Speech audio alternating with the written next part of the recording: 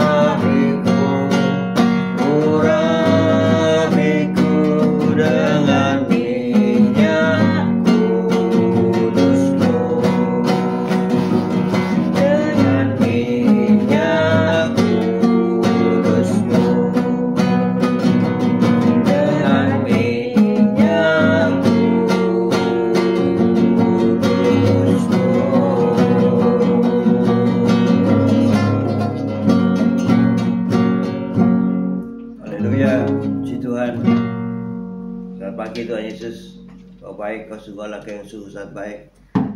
Hari ini Kau berikan suatu hari yang indah bagi kami. Terima kasih Tuhan Yesus. Sebentar lagi kami baca firman-Mu, merenungkan firman-Mu. Kau buka hati pikiran kami agar kami dapat menerima firman-Mu. Kau berikan roh pengertian bagi kami agar kami mengerti akan firman-Mu dan berikan iman yang kuat bagi kami agar kami dapat melakukan firman-Mu dalam kehidupan kami Tuhan Yesus. Pagi hari ini Kau tetap menyertai kami dalam siaran gembala, siaran renungan pagi hari ini. Kami serahkan kehidupan kami sepanjang hari ini bersama-sama rekan-rekan peserta daripada renungan pagi hari ini ke dalam tangan-Mu, di dalam kuat kuasa-Mu, di dalam perlindungan-Mu, di dalam penyertaan-Mu, di dalam kasih-Mu, juga di dalam berkat-Mu ya Tuhan Yesus. Dan Kau tetap berikan kesehatan, kekuatan bagi tubuh kami, agar kami dapat melayani Kau lebih lagi. Dalam nama Yesus, kami sudah berdoa dan mengucap syukur. Amin, amin, amin. Amin. Selamat pagi rekan-rekan yang terkasih yang sudah bergabung. Pak Martin, Bu Febi, Bu Wanda, Pak Budi, Utomo, Cece Emi, Bu Viken Maria, Bu Saiman, Pak Saiman. Selamat pagi semuanya. Apa itu? Kita hari Kamis 8 Mei kita baca Efesus 3 ayat 14 sampai 21. Bu Viken, Pak Henry selamat pagi. Bu Rima, Pak Anton selamat pagi. Bu Lili selamat pagi. Kita baca Efesus 3 ayat 14 sampai 21. Dan perikop doa Paulus. Efesus 3 ayat 14, demikian bunyi firman Tuhan. Itulah sebabnya aku sujud kepada Bapa, yang daripadanya semua turunan yang di dalam surga dan di atas bumi menerima namanya. Aku berdoa supaya Ia menurut kekayaan kemuliaannya menguatkan dan meneguhkan kamu oleh Roh-Nya di dalam batinmu, sehingga oleh imanmu Kristus diam di dalam hatimu dan kamu berakar serta berdasar di dalam kasih. Aku berdoa supaya kamu bersama-sama dengan segala orang kudus dapat memahami betapa lebarnya dan panjangnya dan tingginya dan dalamnya kasih Kristus, dan dapat mengenal kasih itu sekalipun ia melampaui segala pengetahuan. Aku berdoa supaya kamu dipenuhi di dalam seluruh kepenuhan Allah. Bagi Dialah yang dapat melakukan jauh lebih banyak daripada yang kita doakan atau pikirkan, seperti yang ternyata dari kuasa yang bekerja di dalam kita. Bagi Dialah kemuliaan di dalam jemaat dan di dalam Kristus Yesus turun-temurun sampai selama-lamanya. Amin. Amin, amin, amin. Amin, amin. Tema kita adalah berakar kuat di dalam Kristus. Amin. Kita baca sekali lagi ayat 16 dan 17. Selamat pagi Pak Bambang, Bu Vera, Pak Mei, Bu Ruli, Tasya, Elo, Bu Sepsi, Esther, Pak Anton, selamat pagi semuanya. Efesus 3 ayat 16. Aku berdoa supaya Ia menurut kekayaan kemuliaannya menguatkan dan meneguhkan kamu oleh Roh-Nya di dalam batinmu, sehingga oleh imanmu Kristus diam di dalam hatimu dan kamu berakar serta berdasar di dalam kasih. Amin. Amin. Jadi kita harus berakar kuat di dalam kasih Kristus. Seorang pendeta yang bernama Andrew Murray tahun 1828 sampai 1917 beliau hidup, pernah menerangkan bagaimana penyakit mempengaruhi pertumbuhan pohon-pohon jeruk di negeri asalnya, yaitu Afrika Selatan. Pohon jeruk itu pohon yang sulit untuk dapat ditanam sampai berbuah ya, perlu perawatan yang luar biasa serius ya. Jadi mungkin bagi mata awam semuanya nampak baik-baik saja ya, tetapi seorang pakar pemeliharaan tanaman dapat menemukan bahwa ada titik-titik kebusukan yang berujung pada kematian pohon secara perlahan-lahan. Nah ini ya, jadi pohon-pohon jeruk yang sakit tentunya tidak akan menghasilkan buah yang baik ya. Nah, dia lalu berbuat yaitu melepaskan batang dan cabang itu dari akarnya, lalu mencangkokkannya ke akar tanaman yang baru. Jadi ada tanaman baru yang baru tumbuh, kemudian batang-batang yang tadi sakit itu dipotong, diambil yang sehat, kemudian dicakokkan kepada akar baru. Dengan cara itu akhirnya pohon tersebut dapat tumbuh subur dan menghasilkan buah. Jadi prosesnya itu harus dilihat, apakah akarnya membusuk, apakah batangnya yang sakit, dan di mana letak titik kematian itu. Maka dicangkokkan dari akar yang sehat, batang yang kuat, kemudian jenis jeruk yang dimaksud yang kena penyakit itu dipotong dan dicangkokkan ke akar yang baru. Nah, kalau kita hubungkan ya ilustrasi tadi dengan surat Paulus kepada jemaat di Efesus, dari penjara di kota Roma, Paulus menulis sebuah surat yang merangkum pesan Injil tentang Kristus yang luar biasa. Jadi walaupun Paulus ini ada di dalam penjara, tetapi hatinya berada di luar penjara ya. Mengingat jemaat-jemaat di kota-kota yang pernah ia kunjungi ataupun yang belum ia kunjungi. Jadi hatinya sebagai gembala itu terpancar jelas ketika ia berdoa agar orang-orang percaya diteguhkan oleh kuasa Roh Kristus di dalam batin mereka, dan supaya Kristus berdiam di dalam hati mereka melalui iman. Kita baca sekali lagi Efesus 3 ayat 16 sampai 17. Efesus 3 ayat 16. Aku berdoa supaya ia menurut kekayaan kemuliaannya menguatkan dan meneguhkan kamu oleh Roh-Nya di dalam hatimu, sehingga oleh imanmu Kristus diam di dalam hatimu dan kamu berakar serta berdasar di dalam kasih. Amin. Semua itu ternyata oleh Roh Kristus ya. Kita bisa berakar kuat di dalam kasih dan di dalam firman karena Roh Kudus. Jadi penuhi kami Tuhan.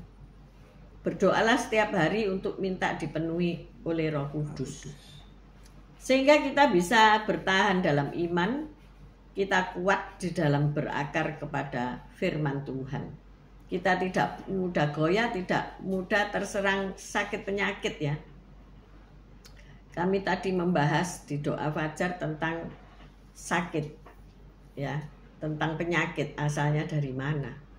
Ternyata kalau kita melihat di kitab Keluaran, Yesus berkata atau Tuhan berkata bahwasanya aku tidak akan menimpakan penyakit manapun kalau engkau benar-benar mendengarkan suaraku.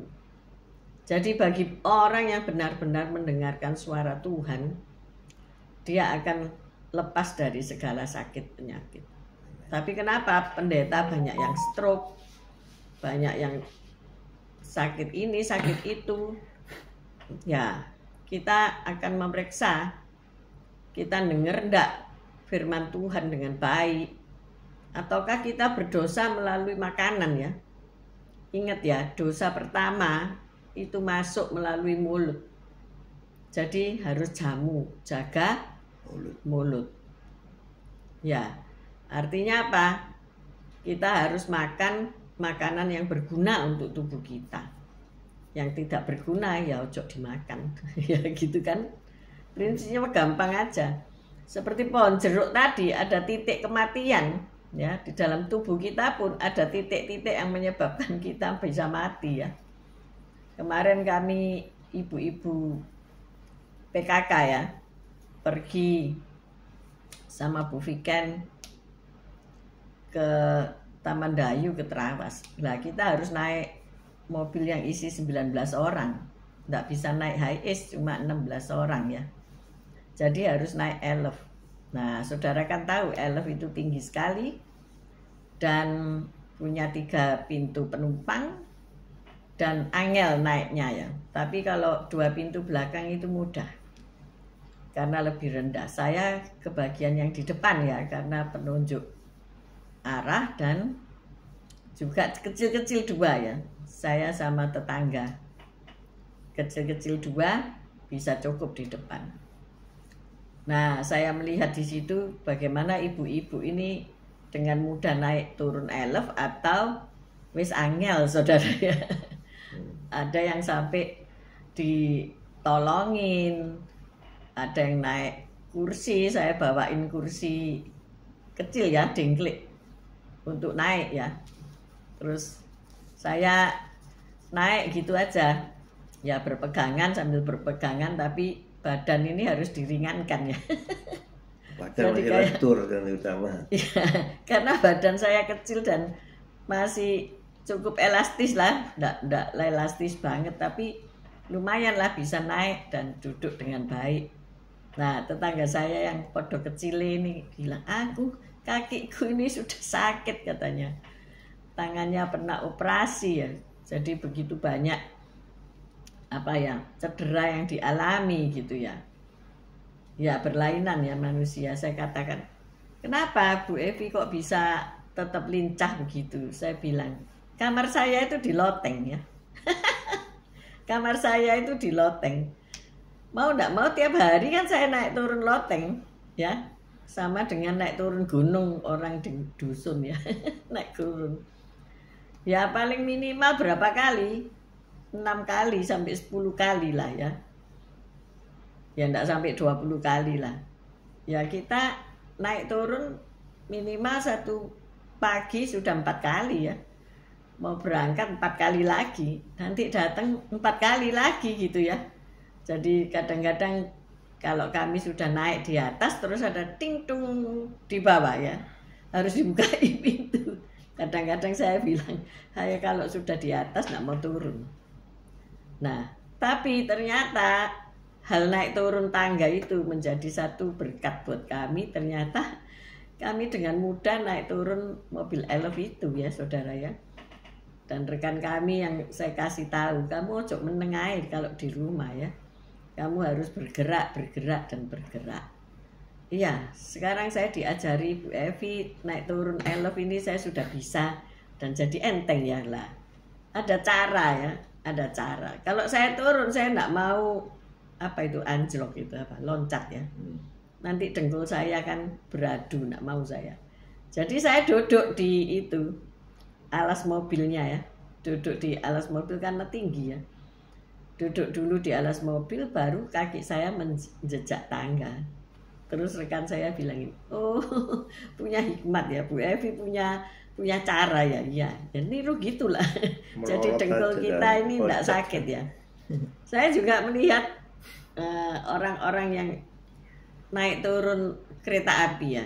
Kalau di Australia kan platform di New York platformnya kan rata ya sama peron ya. Tapi kalau di Indonesia kan dikasih tangga 3-4 tangga besi untuk naik turun. Nah itu berbahaya ya.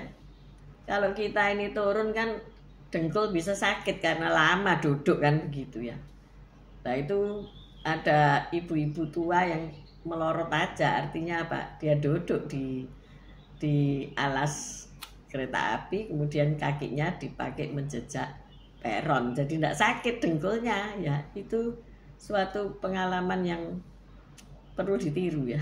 Saya juga niru orang kok, meneladani orang-orang yang akhirnya dengkulnya tidak sakit gitu loh saudara ya. Ya inilah cara-cara kita juga bisa selamat dari cedera ya. Padahal kita mau perginya seneng-seneng nanti pulang sakit semua. Nah, maka dari itu ayo, jika kita ini ngerti tubuh kita di mana ada titik-titik yang rusak yang harus dipotong, gelojoh ya, rakus. Nah, itu harus dipotong ya. Atau terlalu takut makan. Rekan saya itu terlalu takut makan sehingga gula darahnya itu terlalu rendah. Saya bilang, loh kamu ya jangan punya terlalu rendah gula, nanti kamu bisa stroke loh, hipoglikemia, pingsan, bisa stroke loh. Iya tah, katanya gitu. Ya iyalah, ya lebih baik kamu makan itu semua boleh dimakan tapi secukupnya.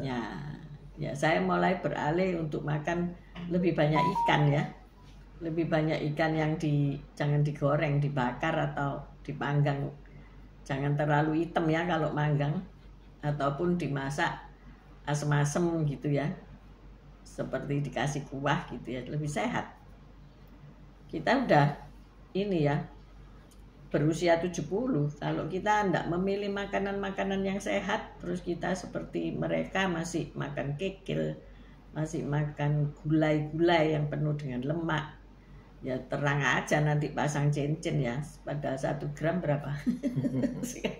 Pak Gem, kenapa kok enggak beli cincin di Pak Gem aja gitu ya, dipasang di jari-jari kita ya, jangan dipasang di jantung ya. Maka dari itu ayo bergerak ya. Saya selalu ngobiak Pak Gem kalau pagi, ayo bergerak. 2 hari ini gak sempat ngobiak ya, tapi 2 hari kemarin sempat. Tapi setiap pagi saya tetap bergerak walaupun 5-10 menit ya. Itu menolong sehingga tangan saya nggak lagi sakit. Saya tarik bisa bunyi kletek, saudara. Jadi lumayan ya. Bisa kan? Bisa sekarang ya. Bisa kan? Kemarin cuma segini. Nah ini kan agak nyandet. Jari pelatuk ya. Ini loh agak nyandet tapi bisa. Ayo kita harus berakar di dalam firman Tuhan. Firman Tuhan berkata, kalau kamu dengar suaraku, aku tidak akan menimpakan penyakit manapun padamu. Ayo, kadang-kadang kita tidak taat sama Tuhan, benar? Supaya kita ini berakar kuat di dalam Tuhan, ya kita baca firman gitu ya. Sebagai orang percaya, akar iman kita menancap dalam-dalam di tanah kasih Allah yang subur. Dengan nutrisi-nutrisi yang menguatkan dan menolong kita bertumbuh. Ya, kita harus bertumbuh di dalam kasih Kristus. Kita harus bisa mengasihi Tuhan sepenuh hati kita, sepenuh jiwa kita, sepenuh kekuatan kita, dan mengasihi sesama kita seperti kita mengasihi diri kita sendiri. Ayo, kasihi dirimu. Seringkali kamu kurang mengasihi dirimu. Engkau selalu kerja, duduk terus berjam-jam tidak bergerak. Tidak mengasihi diri kalau saya ngomong. Menyiksa diri. Menyiksa diri dengan berbagai-bagai ya makanan, ya pekerjaan, ya siksa diri ini disiksa. Ayo kita mengasihi juga diri kita sendiri. Tapi jangan terlalu mengasihi diri sampai tidak mau bergerak, dimanjakan ya. Kadang-kadang kita lebih baik minum kopi pahit ya daripada gula-gula. Kita menyiksa diri seolah-olah, tetapi adalah baik supaya kita bisa seimbang dalam menghadapi makanan-makanan yang seliweran di depan televisi kita ya, yang menggoda iman kita. Nah, rohnya menolong kita untuk menghasilkan buah. Jadi kita harus menghasilkan buah untuk Tuhan Yesus. Kita harus menghadapi berbagai badai yang membuat kita terombang-ambing. Seringkali kita ini kan kurang sanggup bertahan ya. Badai mengombang-ambingkan kita harus mengambil keputusan. Lah kalau pikiran-pikiran kita ini dipenuhi dengan hal-hal yang enggak bermanfaat, tentu kita enggak bisa mengambil keputusan yang jernih ya. Kita enggak bisa mendengarkan suara Tuhan dengan jernih. Maka kita akan sanggup bertahan ketika kita berakar pada Allah, sumber hidup dan kasih. Amin, saudara-saudara. Ayo kita berakar di dalam Tuhan. Kita dengar-dengaran firman Tuhan lebih lagi daripada biasanya. Selamat pagi Bu Foni, Pak Paulus ya. Selamat pagi Bu Titik Sulistiani, Bu Rita Herawati. Nah ini orang-orang yang mau berakar kuat di dalam Tuhan dengan mendengarkan renungan setiap pagi ya. Walaupun cuma mungkin firmannya 10-15 menit. Tetapi di dalam persekutuan kita tiap pagi online ini membawa manfaat. Benar? Membangun iman ya. Jangan kita loyo-loyo. Ayo kita bergerak. Kita mencari jiwa. Kita berjalan untuk menabur Injil. Kita menguatkan orang lain, rekan-rekan kita yang pergi bersama-sama dengan kita. Jangan hanya menikmati makanan-makanan saja, tanpa mengerti apakah makanan ini nanti bermanfaat atau tidak. Tetapi kita mau memakan makanan yang dianjurkan oleh Tuhan dan disediakan oleh Tuhan dengan penuh hikmat ya. Tuhan pasti sudah merancangkan segala sesuatu yang indah untuk kita. Amin. Ayo kita manut, kita nurut. Sebab itu yang memerdekakan kita dari segala cobaan ya. Memang cobaan selalu ada, tapi bisa kita lewati. Amin. Pak Gem punya kesaksian kesehatan setelah bergerak-gerak, bagaimana rasanya? Ya, setiap hari kita harus bergerak ya kan. Kalau kita diam aja, duduk aja, terus ya bergerak ya, akhirnya badan ini rasanya kaku semua ya. Nggak mau dijajak kompromi yang untuk bergerak. Dia ngambek gitu. Jadi ya setiap saat kita harus melatih diri kita supaya tubuh kita jadi lentur ya, untuk kita bisa enak juga di dalam jalan itu kita bisa kuat mengangkat kaki kita. Jangan kalau jalan itu diseret aja kakinya, nanti kesandung ya. Biasanya kalau kita nyeret itu akhirnya kesandung. Jadi harus diangkat, kalau jalan itu harus diangkat kakinya ini. Jadi sehingga untuk menguatkan itu ya harus dilatih ya, ya gitulah. Ya besok latihan lagi ya. Besok ya. Besok kan Pak Gem libur. Lagi latihannya juga lebih banyak kalau, bisa. Iya, nanti setelah bersih-bersih biasanya Jumat itu ada acara bersih-bersih.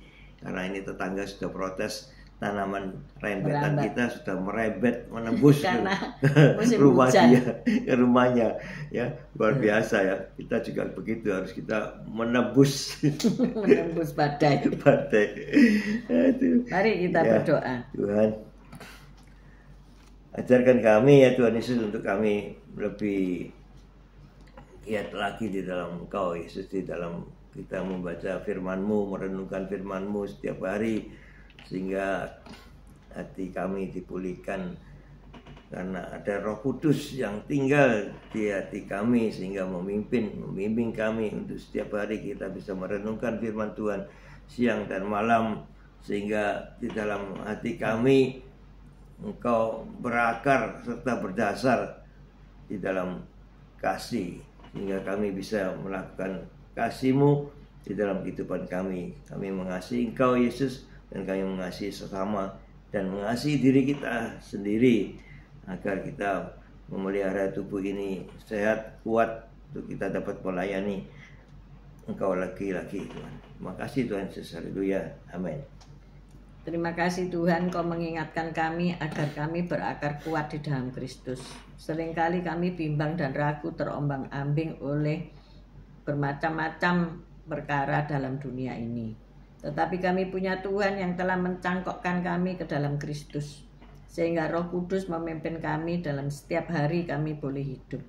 Tuhan, tuntun kami menuju jalan kebenaran-Mu. Senantiasa setiap hari kami boleh berperilaku benar. Terima kasih ya Tuhan, Engkau sudah memberi kami pemulihan kesehatan. Engkau sudah menghidupkan sel-sel kami yang mati, digantikan dengan sel-sel baru yang hidup, yang membawa buah-buah bagi pelayanan kami, pekerjaan kami, dan segala sesuatu yang kami lakukan. Oleh sebab itu kami mengangkat tangan kami untuk menerima berkat Tuhan. Tuhan memberkati engkau, Tuhan melindungi engkau, Tuhan menyinari engkau dengan wajah-Nya dan memberikan engkau kasih karunia. Tuhan menghadapkan wajah-Nya kepadamu dan memberikan engkau damai sejahtera. Terimalah berkat dari Allah Bapa, Putra, dan Roh Kudus, berkat kasih, sukacita, damai sejahtera mulai pagi hari ini sampai Maranatha Tuhan Yesus datang untuk kedua kalinya, bahkan sampai selama-lamanya. Mari yang sudah menerima berkat Tuhan katakan bersama amin, amin, amin. Haleluya. See you tomorrow guys. Tuhan Yesus memberkati Bu Shelly, Pak Alim. Sampai besok. God bless you all. Thank you. Tuhan.